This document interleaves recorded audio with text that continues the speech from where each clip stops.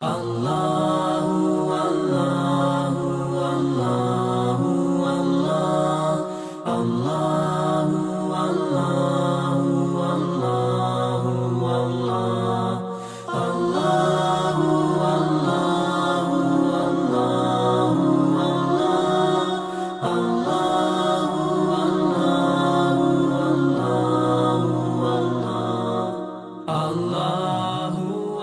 اعوذ بک من همزات الشیاطین واعوذ بک رب ان یحضرون بسم اللہ الرحمن الرحیم الحمدللہ وسلام علی عبادہ الذین اصطفى ولعنۃ الدائمۃ الباقیۃ علی اعدائہم اجمعین من الآن الی قیام یوم الدین اما بعد فقد قال علی بن ابی طالب علیہم الصلاۃ والسلام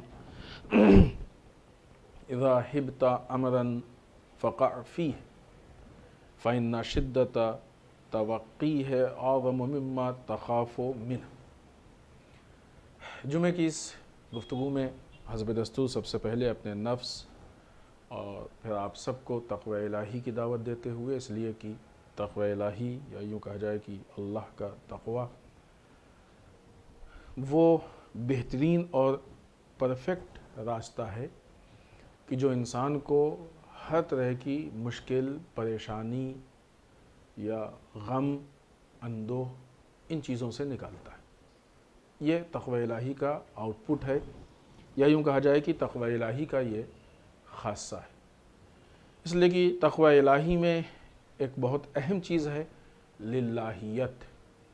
انسان جو بھی کام کرتا ہے اللہ کے لیے کرتا ہے، اور پھر اپنے کام کو اللہ کے لیے انجام دینے کے بعد اب اللہ کی طرف سے نتیجے کا انتظار اس بنیاد پہ کرتا ہے کہ جو بھی نتیجہ اللہ کی طرف سے ہوگا وہ صحیح ہوگا، اور نہ یہ کہ صحیح ہمارے لیے وہی نتیجہ بہترین نتیجہ۔ ایام اعزاء میں بہترین مثال ہماری نگاہوں کے سامنے ہے کہ سرکار سید الشہداء، آپ کے عزیز و اقارب، جوانان بنی ہاشم، آپ کے انصار، دوست احباب، چاہنے والے، ان لوگوں نے تقوی الہی کو اختیار کیا۔ تقوی الہی کو اختیار کرنے کے بعد اب اللہ سے جس نتیجے کا ان کو انتظار تھا، یہ نتیجہ اس بنیاد پہ کہ جو بھی اللہ کی طرف سے نتیجہ ملے گا وہ بہترین ملے گا، کیونکہ اللہ کبھی بھی اپنے بندوں کے ساتھ کوئی ایسا کام نہیں کرتا ہے کہ جو اس کے لیے واقعی صحیح معنوں میں نقصان دہ ہو، بالخصوص وہ اللہ کا بندہ کہ جس کے اندر تقوی الہی پایا جاتا ہو، جو اللہ کا مطیع ہو، جو اللہ کا فرما بردار ہو۔ کیسے ہو سکتا ہے کہ اللہ اس کے ساتھ کوئی ایسا کام کرے یا ایسا نتیجہ اس کو دے کہ جو اس کے لیے نقصان دے؟ یہ اطمینان کربلا والوں میں اتنا زیادہ تھا کہ بھوک میں بھی، پیاس میں بھی، زخم کھا کے بھی، حتیٰ شہادت کے نزدیک تھے تب بھی ان کے چہرے سرخرو تھے، خوش و خرم تھے۔ کیوں؟ اس لیے کہ ان کو اپنے اللہ پہ یقین تھا، بھروسہ تھا۔ آج کے جو حالات ہیں، ان حالات میں کہیں نہ کہیں ہر آدمی کو کسی نہ کسی مشکل کا سامنا کرنا پڑتا ہے، کسی پریشانی اور دقت کا سامنا کرنا پڑتا ہے۔ ان مشکلات سے گزرنے میں ہر آدمی چاہتا ہے کہ مشکلات سے نجات مل جائے، اور اس کے لیے یہ طریقہ وہ طریقہ، اور بعض اوقات غلط طریقوں میں پھنس جاتا ہے۔ لوگ کہتے ہیں یہ کرو تو ہم نجات مل جائے گی، یہ کرو تو تمہاری ہیلپ کریں گے، یہ کرو تو تمہاری ہیلپ کریں گے۔ اللہ کہتا ہے کچھ نہیں، تو ہمارے سسٹم کو اپنا لو، ہم خود بخود تمہاری ہیلپ کریں گے۔ اگرچہ اس کے علاوہ بھی اللہ کرتا ہے، ایسا نہیں کہ جو لوگ سسٹم کو نہیں اپناتے ان کی ہیلپ نہیں کرتا، ان کی بھی کرتا ہے، لیکن جو سسٹم کو اپنا لیں گے ان کے لیے ایک خاص توجہ ہوگی اللہ کی۔ لہذا ہر آدمی مشکل سے نکلنے کا راستہ ڈھونڈتا ہے، تقوی الہی بہترین راستہ ہے مشکلات سے نکلنے کا۔ ایک اس جہت سے بہترین راستہ ہے تقوی الہی کہ جب انسان صحیح سسٹم پہ، پرفیکٹ سسٹم پہ عمل کرے گا تو بہت ساری مشکلات تو خود بخود ختم ہو جائیں گے، اور پھر اس کے بعد جب اپنے امور کو افوض امری الی اللہ، بسم اللہ الرحمن الرحیم، افوض امری الی اللہ ان اللہ بصیر بالعباد، ہم اپنے اپنے کاموں کو تفویض کرتے ہیں، حوالے کرتے ہیں اللہ کے، وہ اپنے بندوں کو بہترین دیکھنے والا ہے، اور دیکھنے میں بھی یہاں لفظ بصیر کا استعمال کیا گیا۔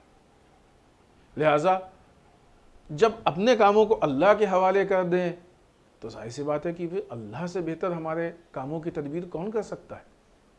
وہ تو بہترین تدبیر کرنے والا ہے، بہترین مدبر ہے وہ۔ لہٰذا جو آج کے زمانے میں مشکلات ہیں، جو بعض اوقات ہر انسان کے ساتھ کچھ نہ کچھ مشکل ہوتی ہے، یہ مشکل، وہ مشکل، یہ پریشانی، اللہ کے حوالے کر دیں، انشاءاللہ اللہ حل کرے گا۔ بالخصوص یہ کورونا کے زمانے میں لاک ڈاؤن اور پھر اس کے بعد جو ایک جسے مندی کہا جائے، حالات خراب ہو رہے ہیں، مشکلات میں لوگ مبتلا ہیں، پریشانیوں دقتوں کا سامنا کر رہے ہیں، مالی مشکلات ہیں، دوسرے بہت سارے مشکلات ہیں۔ ایسی صورت میں بھی تقوی الہی یعنی جو اللہ کے سسٹم ہے اس کو اپنائیں اور اپنے کاموں کو اللہ کے حوالے کر دیں، اس یقین کے ساتھ کہ جو نتیجہ اللہ دے گا وہ بہترین نتیجہ ہوگا۔ مشکلات حتماً حل ہو جائیں گی، مشکلات انسان کی ایسے ختم ہو جائیں گی کہ انسان کو احساس ہی نہیں ہوگا۔ لیکن یہ دو چیزیں ہیں کہ جو انسان کو لے کے چلنی پڑیں گی۔ آئیے اس کے بعد امیر المومنین مولائے متقیان حضرت علی بن ابی طالب علیہ الصلوۃ والسلام کا وہ قول کہ جس کو ہم نے آپ کی خدمت میں عرض کیا، کہ جس میں امام ارشاد فرماتے ہیں اذا ہبت امرا فقع فیہ، جب تم کو کسی کام سے دہشت محسوس ہو تو اس میں کود پڑو، اس میں چلے جاؤ۔ فَإِنَّ شِدَّةَ تَوَقِّيهِ أَعْظَمُ مِمَّا تَخَافُ مِنْهُ، کیونکہ جو احتیاط کی بنیاد پہ انسان جو ہے وہ خطرہ اور ان چیزوں کو محسوس کرتا ہے وہ زیادہ ہوتا ہے بنسبت اس کے کہ انسان عمل کر لے۔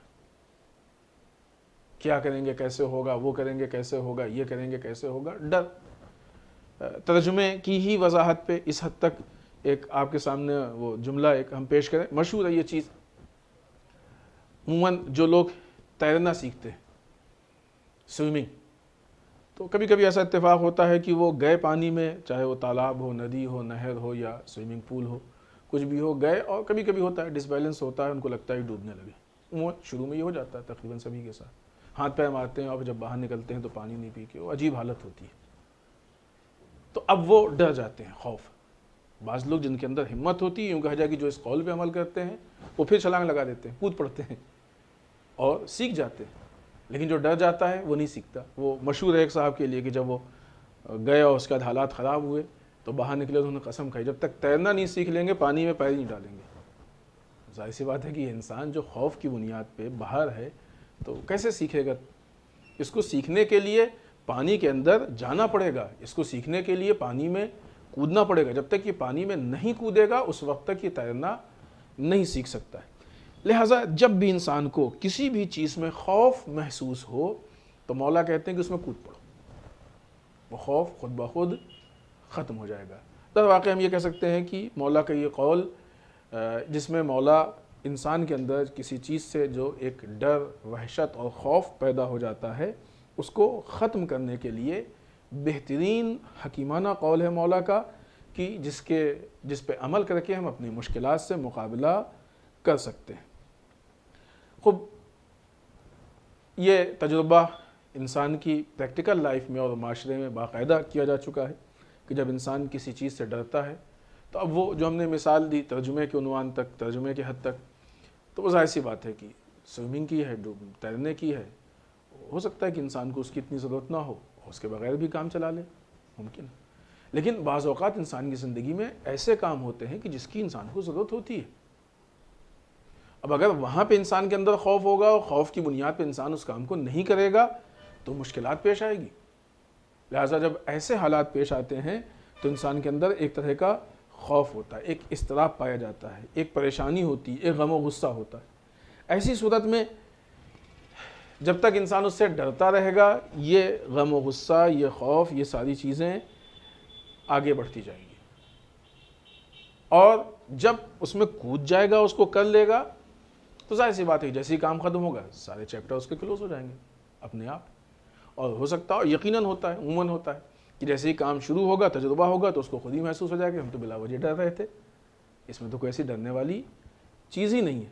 در واقع یہ جو مشکل ہے یہ انسان کے سوچ کی مشکل ہے، انسان کے ادراک کی مشکل ہے، جو سمجھنے کا طریقہ ہے یہ اس کی مشکل ہے۔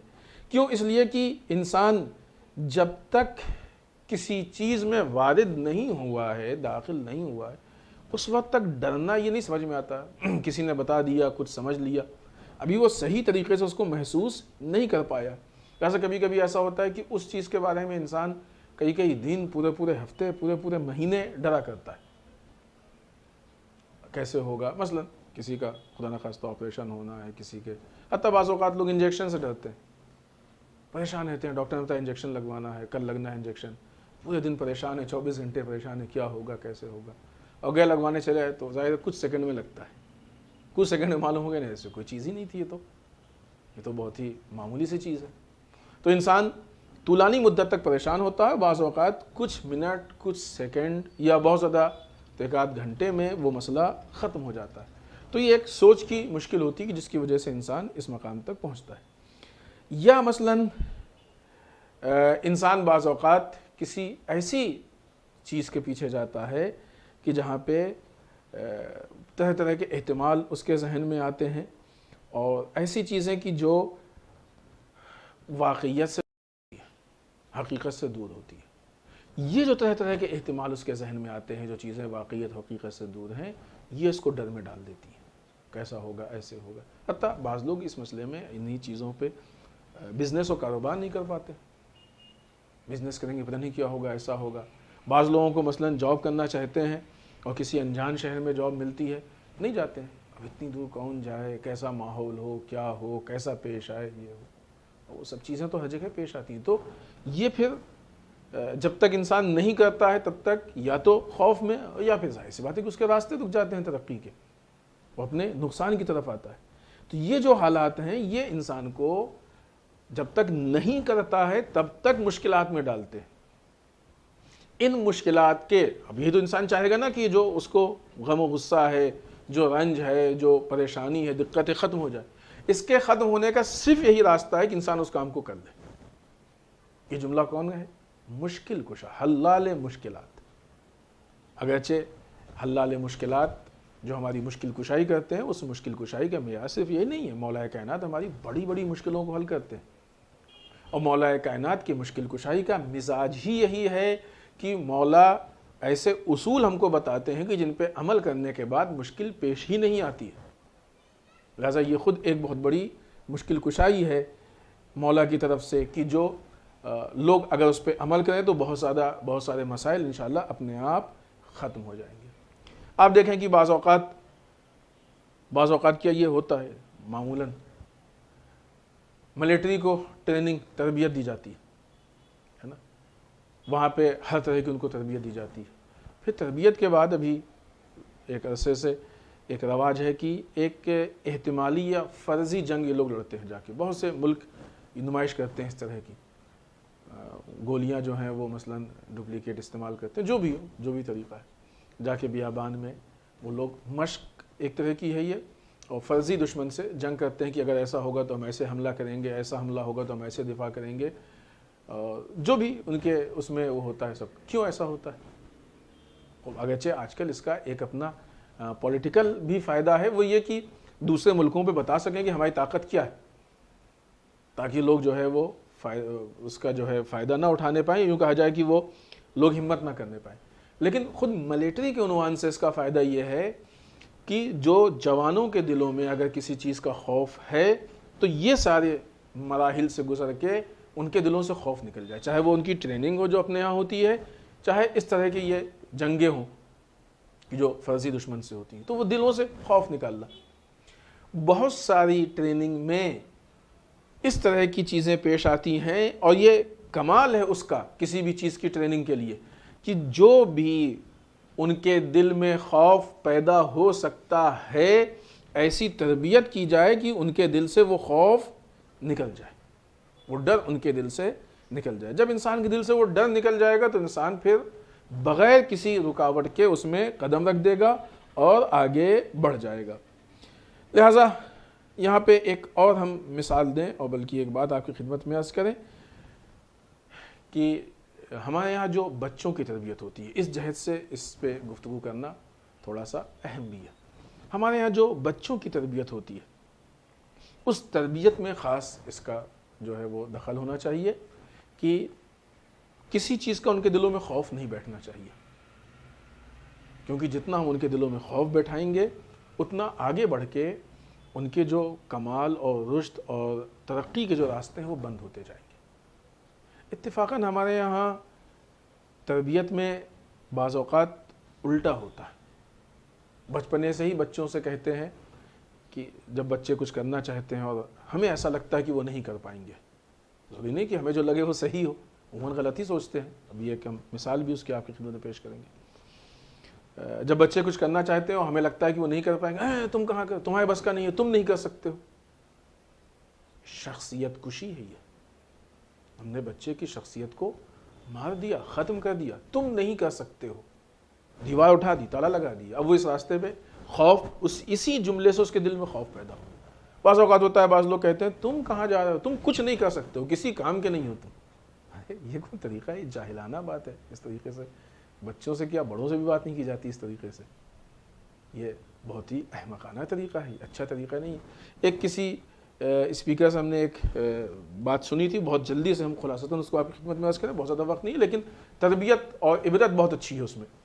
انہوں نے ذکر کیا تھا کہ دو بچے تھے اور ساتھ رہتے تھے، کھیلتے کودتے تھے، اور دونوں ایک مرتبہ کھیلتے وہ تو انہوں نے تفصیل سے تھوڑا بیان کیا، ہم اس کو مختصر بیان کر رہے ہیں۔ وہ کھیلتے کھیلتے گاؤں کے باہر گئے اور اسی کھیل کے چکر میں ایک بچہ گاؤں کے باہر کنواں تھا، اس میں گر گیا۔ اب وہ چھوٹے چھوٹے بچے تھے، دوسرا بچہ پریشان کیسے نکالے، تو اس نے آس پاس دیکھا تو ایک جگہ بالٹی اور رسی تھی، اس نے لا کے ڈال دیا، اس سے کہا پکڑ لو ہم نکالیں گے۔ اس نے پکڑا، مشکل ہوئی، کھینچا کسی طرح کچھ بھی کر کے اس نے اس کو نکال لیا۔ اب جب وہ نکل آیا تو چین کی سانس لی، لیکن اب یہ ڈر کہ اگر یہ واقعہ گھر والوں گاؤں والوں کو معلوم ہو گیا تو بہت ڈانٹ پڑے گی، لہٰذا کسی کو بتانا نہیں ہے۔ لیکن بچے تھے، نہیں چھپا پائے، گاؤں پہنچے تو کچھ مدت کے بعد وہ ذکر کر دیا۔ اب جو لوگوں نے ذکر کیا وہ دیکھا کہ معاملہ ہی الٹا ہے، بجائے اس کے کہ ڈانٹ پڑے کوئی ماننے کو ہی نہیں تیار ہے کہ اتنا چھوٹا سا بچہ ہے ایک دوسرے بچے کو جو اسی کی ایج کا اتنا ہی وزن کا ہے اس کو کیسے کنویں سے کھینچ کے نکال لے گا، یہ نہیں ہو سکتا، تم لوگ جھوٹ بول رہے ہو۔ پورا گاؤں اصلاً اس بات کو ماننے پہ راضی نہیں تھا۔ گاؤں میں ایک بزرگ تھے، جب ان تک یہ بات پہنچی اور بچوں نے جا کے بتایا تو انہوں نے مان لیا، انہوں نے کہا ہو سکتا ہے۔ گاؤں والوں نے کہا کہ آپ کو کیسے یقین ہے، پورا گاؤں ماننے کو تیار نہیں ہے، آپ کو کیسے یقین ہے کہ یہ بچے نے نکال لیا ہوگا؟ کہا ہم اس لیے اس کو مان سکتے ہیں کہ وہاں پہ ایسا کوئی انسان نہیں تھا جو اس سے یہ کہتا کہ تم یہ کام نہیں کر سکتے ہو۔ یہ ایک بہت بڑی چیز ہے۔ یہ عام طور سے ہمارے معاشرے میں ہوتا ہے، ہم لوگ شخصیت کشی کرتے ہیں، شخصیت مارتے ہیں۔ تم وہ نہیں کر سکتے ہو، تم اس فیلڈ میں نہیں جا سکتے ہو، تم اس فیلڈ میں کام نہیں کر سکتے ہو، تم یہ نہیں کر سکتے ہو۔ جو کر رہے ہو کیا وہ انسان نہیں ہے؟ یہ الگ سے اسپیشل بنائے گئے ہیں، ٹھیک ہے، وہ انسان کا اپنا رجحان ہوتا ہے، دلچسپی ہوتی ہے، وہ ایک الگ چیز ہے، اس کے بیان کا انداز بھی الگ ہوتا ہے۔ لیکن تو جہاں پہ خوف، امام ابھی دیکھیں کتنا فرق ہوتا ہے ہمارے معاشرے میں عملی تربیت میں، اور امام علی علیہ السلام جس تربیت کو بتا رہے ہیں۔ امام علی یہ کہہ رہے ہیں کہ اگر اس طرح کا خوف دل میں ہے تو اس کو نکال دو، کود پڑو تاکہ یہ خوف ختم ہو جائے۔ معاشرے کی تربیت کیا کہہ رہی ہے؟ معاشرے کی تربیت یہ کہہ رہی ہے کہ تم یہ نہیں کر سکتے، وہ نہیں کر سکتے، وہ نہیں کر سکتے، یہ شخصیت کشی ہے۔ یہ دو چیزیں متضاد ہیں۔ لہٰذا اگر ہم امام علی علیہ السلام کی تربیت اور ان کی باتوں پہ آگے بڑھیں تو یہ مسائل انشاءاللہ خود بخود حل ہو جائیں گے۔ لہٰذا امام علی علیہ السلام کے اس قول کے نتیجے میں ہماری یہ کوشش ہونی چاہیے کہ کسی بھی چیز کا خوف ہمارے اندر نہ باقی ہو۔ جیسے ہی ہم کو یہ محسوس ہو کہ کسی چیز کا خوف پیدا ہو رہا ہے، امام علی کے قول کے مطابق ہم اس میں کود پڑے، ہم اس طریقے سے اس کام کو انجام دینے کی کوشش کریں کہ وہ خوف نکل جائے۔ جب تک نہیں کریں گے خوف باقی ہوگا، جیسے ہی شروع کریں گے یوں کہا جائے کہ ہماری مشکل حل ہو جائے گی، وہ ختم ہو جائے گا۔ اور اس کے بعد جو اس ہفتے کے حالات ہیں یا مناسبتیں ہیں ان پہ گفتگو کی جائے۔ سب سے اہم مناسبت کہ ایام عزا اور بالخصوص آنے والے ہفتے میں خود عاشورہ ہے۔ ایام عزا کے سلسلے میں سب سے پہلے مراجع کرام کی جو گائیڈ لائن ہے عزاداری سے متعلق وہ اہم ہے کہ ہم سب کے ذہن میں ہونی چاہیے، ہمیں اس کی طرف متوجہ ہونا چاہیے، خاص کر کے یہ کورونا کو لے کے جو گائیڈ لائن ہے کہ کس طریقے سے ہم لوگ مثلاً ماسک، سوشل ڈسٹینسنگ یا ہاتھ کا دھونا، ان چیزوں کی رعایت کریں تاکہ ہم بیماری کو آگے بڑھنے کا ذریعہ نہ بننے پائیں. یہ اہم ہے ہمارے لیے. یا جو ہمارے میڈیکل سے متعلق افراد جن چیزوں کی نصیحت کرتے ہیں ان چیزوں کی رعایت کریں.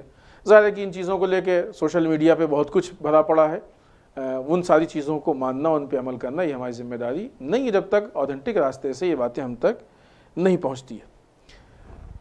عاشورہ اور عزاداری.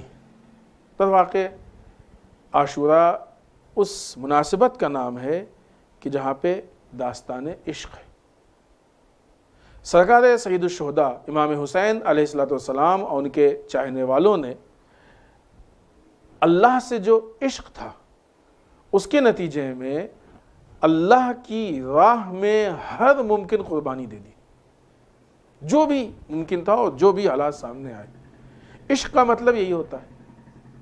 البتہ یہ عشق وہ الہی عشق ہے، یہ عشق وہ پاک و صاف عشق ہے، یہ عشق وہ عشق ہے کہ جو انسان کو کمال کی طرف لے کے جاتا ہے، تکامل کے مراحل کو پورا کرتا ہے. یہ وہ عشق ہے. اگر یہ عزاداری کے سلسلے میں عاشورہ کے معاملے کو لے کے ہمارے اندر یہ احساس پیدا ہو جائے کہ ہم اپنے پروردگار سے اس حد تک عشق کر لیں کہ اللہ کی راہ میں اگر کوئی قربانی دینے کی نوبت آئے یا ضرورت پڑے تو ہماری تیوریوں پہ بل نہیں پڑنا چاہیے، ہماری زبان سے اف نہیں نکلنا چاہیے، ہمیں پس و پیش میں نہیں پڑنا چاہیے. پالنے والے تجھ سے اتنا عشق ہے کہ تیری راہ میں سب کچھ قربان کرنے کو تیار ہے. یہ حسینی مشن ہے، یہ حسینی راستہ ہے، سرکار سید الشہداء کا راستہ ہے، یہ عشق کا راستہ ہے. کربلا کی تاریخ عشق کی تاریخ. لہٰذا آپ دیکھیں سرکار سید الشہداء، ان کے عزیز و اقارب، اصحاب، انصار، حتیٰ چھوٹے چھوٹے بچے عشق الہی سے اتنا سرشار تھے کہ ان کو دنیا کی تکلیفوں کا احساس نہیں ہو رہا تھا. خود عزاداری یعنی کربلا کے واقعے کی یاد. عزاداری وہ ذریعہ ہے کہ جو عزاداری کو دوسروں تک، یا یوں کہا جائے کہ سرکار سید الشہداء کے اس داستان کو دوسروں تک پہنچانے کا وسیلہ بنتی ہے. عزاداری کو محدود نہیں ہونا چاہیے. سرکار سید الشہداء نے جو کربلا کی قربانی دی ہے، اگر اس قربانی کو آپ جا کے دیکھیں تو اس میں دوسرے مسلک، حتیٰ دوسرے مذہب کے افراد شامل ہیں. جس واقعے میں دوسرے مذہب و مسلک کے افراد شامل ہوں تو جب اس واقعے کا ذکر کیا جائے تو کیا اس میں نہیں شامل ہو سکتے ہیں؟ عزاداری وہ موقع ہونا چاہیے کہ جہاں پہ ہم دنیا کے ہر مذہب و مسلک سے تعلق رکھنے والے کو دعوت دیں، اور دعوت دینے کے بعد یہ ہے ایسی چیز. عزاداری کیا ہے؟ غم منانا. سرکار سید الشہداء کے قربانی پہ افسوس کا اظہار کرنا، ماتم کرنا. خوب غم منانا، ماتم کرنا، شہادت کو یاد کرنا، ظلم و ستم کو یاد کرنا، مظلومیت جو ہوئی، آپ کی مظلومیت تھی اس کو یاد کرنا. تو اس کا جو سب سے پہلا تعلق ہے وہ کسی مذہب سے نہیں ہے. جب کسی انسان کے اوپر کوئی مصیبت پڑتی ہے، کوئی مشکل میں مبتلا ہوتا ہے تو لوگ آتے بھائی کیا مشکل ہے، کیا مصیبت. ہر آدمی چاہتا ہے کہ اس کے غم کو بانٹے، ہر آدمی چاہتا ہے کہ اس کو تسلیت پیش کرے، ہر آدمی چاہتا ہے کہ اس کو سکون پہنچے. پھر جب ان مراحل تک انسان پہنچے گا تو اب وہ داستان کو بیان کر سکتا ہے کہ ہماری مصیبت یہ مصیبت ہے کہ جس کے پیچھے ایک پورا پس منظر واقعہ ہے. اور یہ چیز وسیلہ بنے گی کہ انسان اسلام کو عزاداری کے ذریعے دنیا تک پہنچائے، لوگوں تک پہنچائے.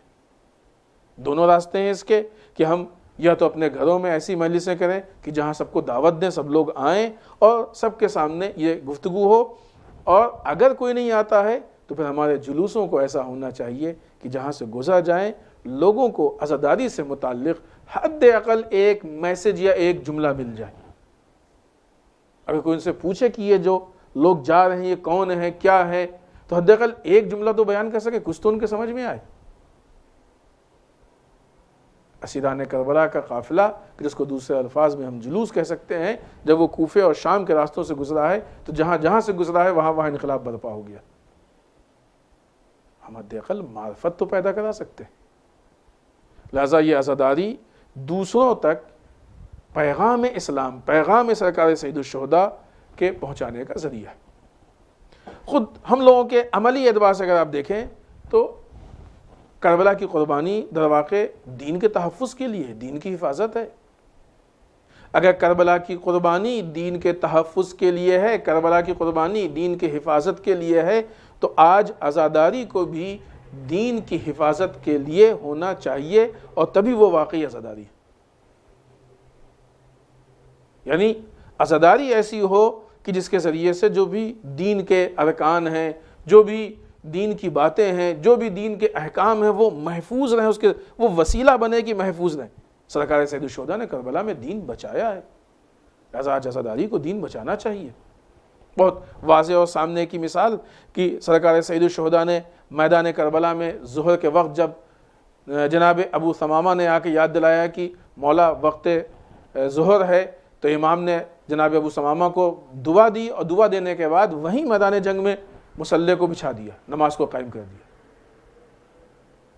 مقابل کے لشکر سے مہلت مانگی، جنگ کو بند کرنے کے لیے کہا، وہ بند کرنے کو تیار نہیں ہوئے، تب بھی امام نے وہیں لشکر کو وہیں پہ مصلی کو بچھا دیا اور کہا کہ نماز ہوگی، اور وہی برستے ہوئے تیروں کے سامنے نماز ہوئی ہے۔ اور بھی اس کے بہت سارے طریقے اور راستے تھے، لیکن امام نے اسی حالت میں نماز ادا کی۔ جس واقعے میں، جس تحریک میں، خود اس واقعے میں، اس تحریک میں یہ کام انجام دیا گیا ہو کہ نماز کو اپنے وقت سے ذرا سا لیٹ نہیں کیا گیا ہو، پورے اہتمام سے پڑھا گیا ہو، تو آج یہ کیسے ممکن ہے کہ اس واقعے کے ذکر کے بہانے سے ہم نماز کو چھوڑ دیں یا تاخیر کر دیں؟ اس میں کوئی کہیں سے کوئی لاجک ہے؟ اس میں کوئی منطقی بات ہے اس کے اندر؟ کوئی اصل واقعے میں تو نماز اتنی اہم ہے کہ تیروں کی بارش میں نماز ہو رہی ہے، اور جب اس واقعے کا ذکر کر رہے ہیں تو پھر ہم کو ایسا لگتا ہے کہ نہ، ایسے غلط ہے، یہ دین کی حفاظت پہ نہیں ہوئی، دین کا تحفظ نہیں ہے۔ یہ عزاداری یعنی انسان میدان عمل میں استحکام پیدا کر لے، عزاداری یعنی انسان اپنے عمل کو مزید معرفت کے ساتھ انجام دے دے، عزاداری یعنی انسان دین سے متعلق عمل میں اضافہ ہو اس کے اندر، یہ عزاداری ہے۔ ایام عزا بہترین موقع ہے کہ انسان حسینیت کو پہچانے تاکہ حسینیت کے راستے کو اپنا سکے، یزید اور یزیدیت کو پہچانے تاکہ وقت کے یزید کا مقابلہ کر سکے، کیونکہ اگر حسینیت کی معرفت نہیں ہوگی تو انسان کو اپنا راستہ نہیں معلوم ہوگا، یزید اور یزیدیت کی معرفت نہیں ہوگی تو انسان کو یہ نہیں معلوم ہوگا کہ ہمارا دشمن کون ہے، دشمن شناسی نہیں ہوگی۔ کربلا کا واقعہ صرف امام حسین علیہ السلام اور یزید کی جنگ کا نام نہیں ہے، کربلا کا واقعہ سرکار سید الشہداء نے کیا عرض کیا تھا، مثلی لا یباع مثلا، میرے جیسا یزید جیسا، میرے جیسا یعنی حسینیت، یزید جیسا یعنی یزیدیت۔ اور اگر یہ امام حسین اور یزید کی جنگ تھی تو سن 61 ہجری میں ختم ہو گئی تھی، لیکن چونکہ حسینیت اور یزیدیت کی جنگ ہے تو جب تک یزیدیت کا وجود باقی رہے گا اس وقت تک حسینیت اس کو برداشت نہیں کر سکتی، مقابلے میں آئے گی۔ اور سرکار سید الشہداء ان کے مشن سے واقفیت اور اس کی معرفت کے لیے ضروری ہے کہ ہم سرکار سید الشہداء کو، ان کے اقوال کو، ان کی سیرت کو پہچاننے کی کوشش کریں۔ اب یہی وہ چیزیں ہیں کہ جو ہم کو اس مشن کی معرفت تک پہنچائیں گی، حسینیت کی معرفت دلائیں گی۔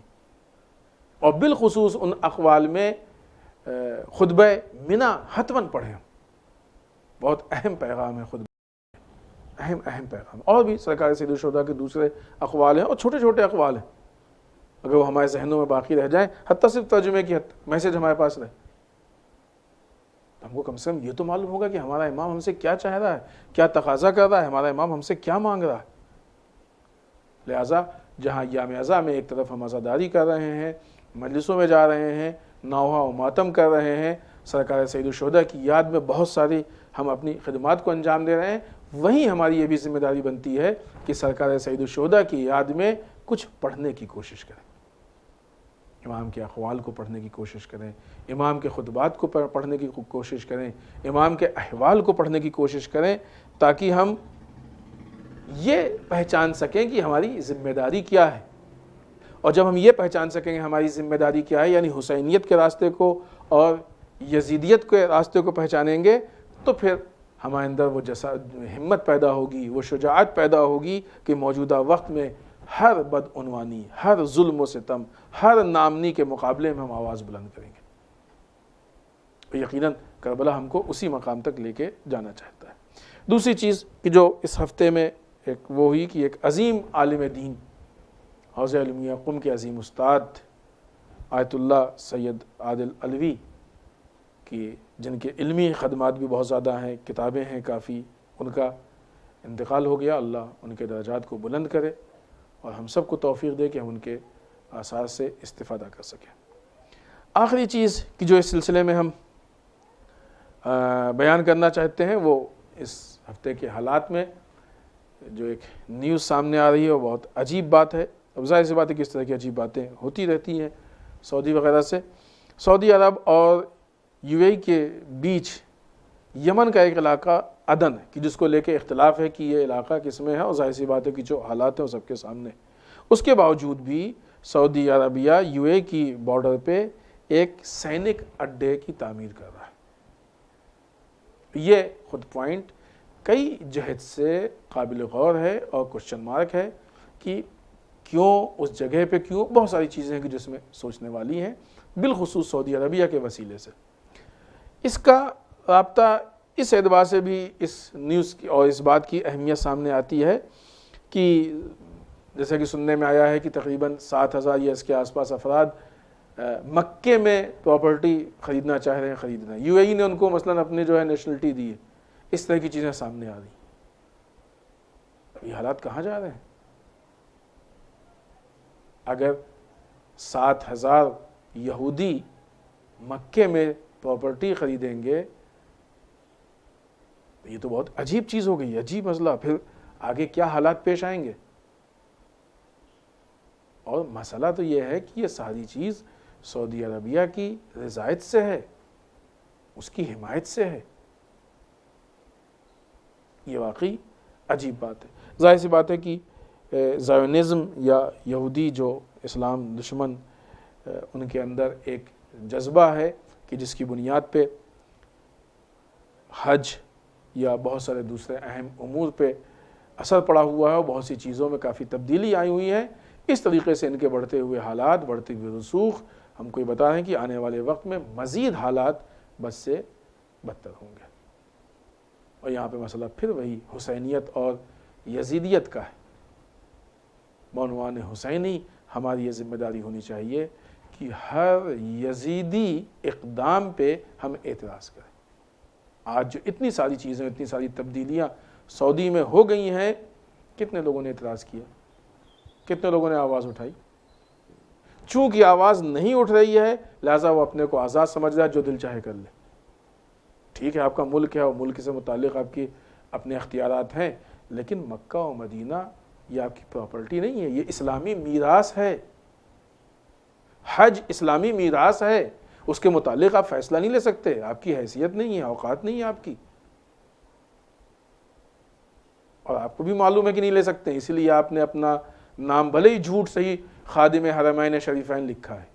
یہ اور بات ہے کہ آپ خائن حرمین شریفین ہیں، لیکن مسلمانوں کی ذمہ داری ہے کہ اس پہ آواز اٹھائیں، اعتراض کریں، تاکہ اس طرح کی خیانت اور بدعنوانیاں ہمارے اس سماج سے، معاشرے سے ختم ہو۔